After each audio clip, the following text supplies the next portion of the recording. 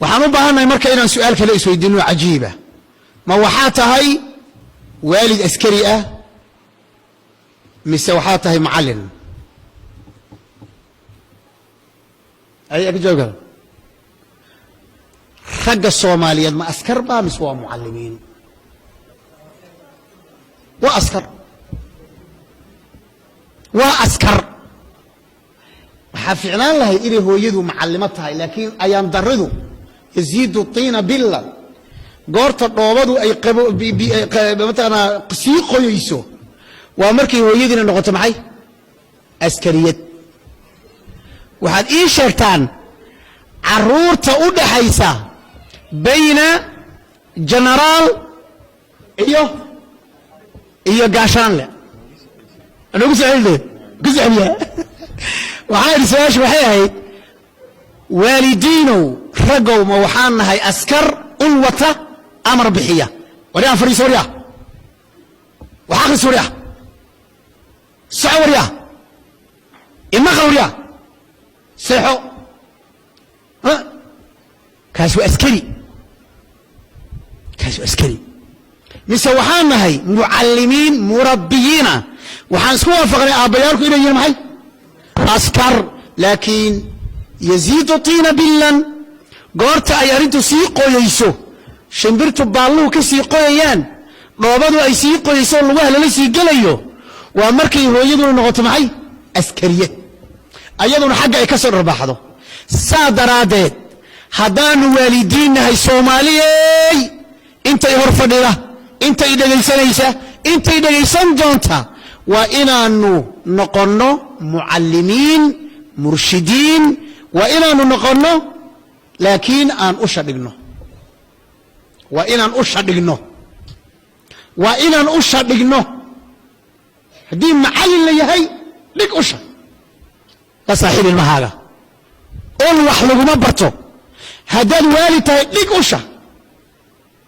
usha ol wax laguma barto wixii ol lagu bartayna waa leeloobay la saaxiib ilmaha la fadhiisa ilmaha dhiirigeli ilmaha nacnacsii ilmaha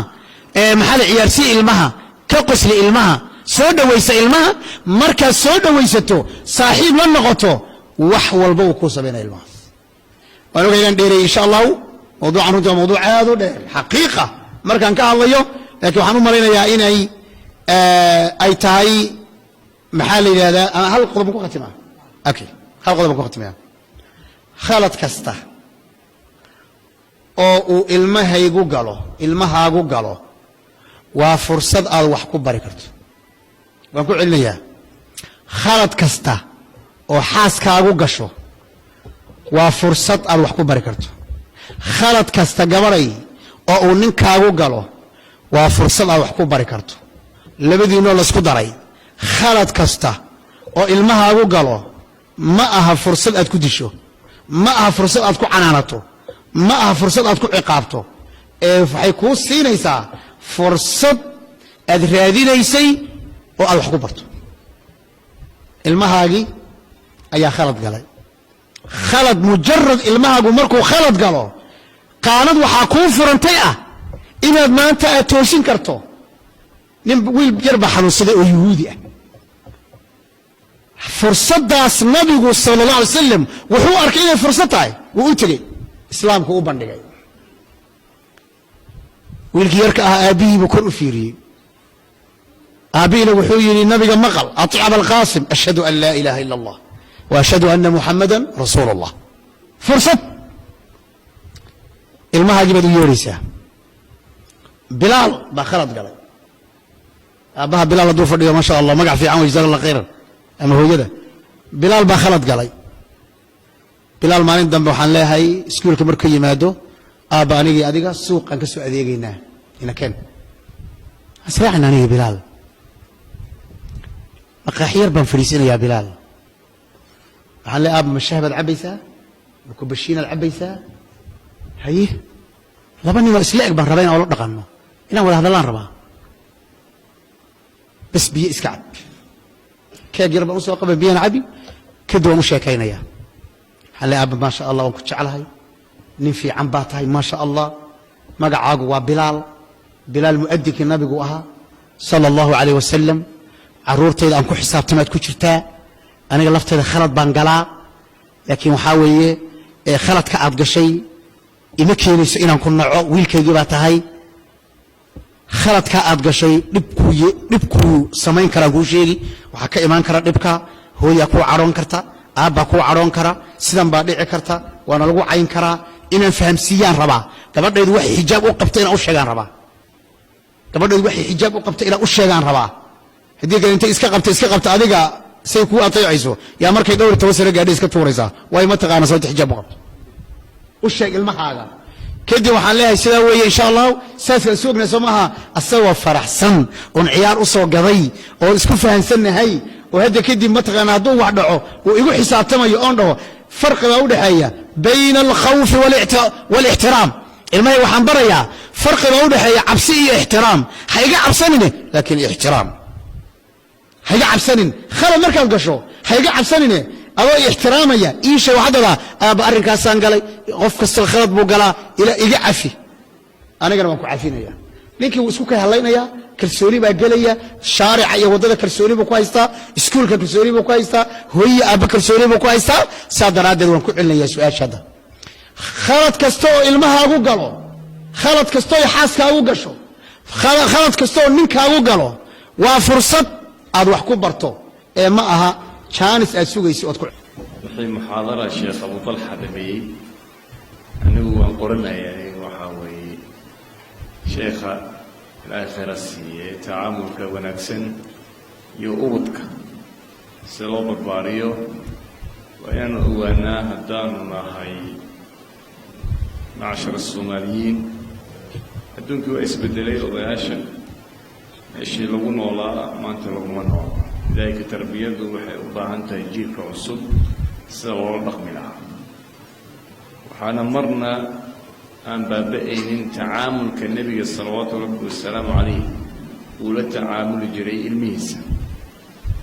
فاطمة وقبلي سأهد مكي وإماضو نبي واستاقي جري وسلام جري كذب وحفريسين جري ماشي الصقف فضيهم يعني بوستي أوفدي أيو كعايا مركز أوفدي سينايا جعيل وقوى قبليس صلى الله عليه وسلم عليه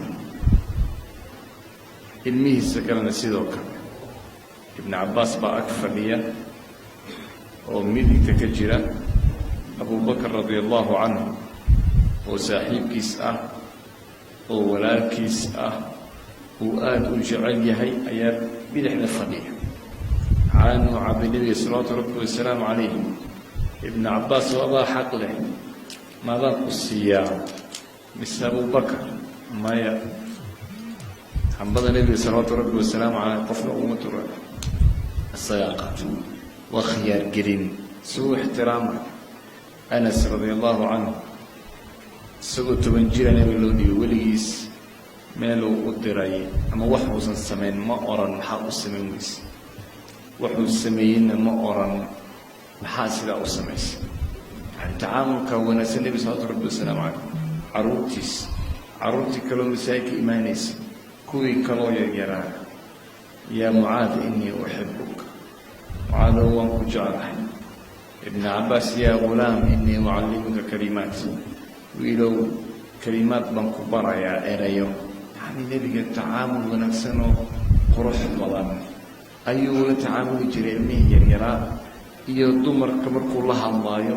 يسلك ذلك واوين كتربية وحي أباهنته وحبنا أنه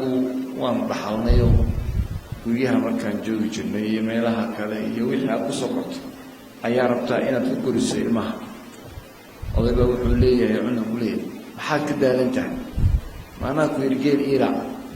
ما وح إيرا ما كوير إلا الساكن لما تمشي الله فديها مركان جيلي وأسر السورة عجلي يباديه ونقطة بقايا عروتي دلتي زمن كان لجو ذلك علي وحال قوريا لا تجبروا أولادكم لا تجبروا أخلاقكم على أولادكم المهنة حقوق قصبنا عليهن فإنهم خلقوا بزمان غير زمانكم لأنه أيها الله خلقي زمن أن زمن كينا أهان صدن سنكور أما فضل سنكور زمن أكون وغير ملوات سنكور ما أها إلمه ما تروح يكونوني إن شاء الله تعالى تربيته أن هجاجينه أن سنح للسنة رحمة وتنال سبحانه وتعالى ونبينا وصدري ما أرسلناك إلا رحمة للعالمين أبدأ مع سنتين جزاكم الله خيرا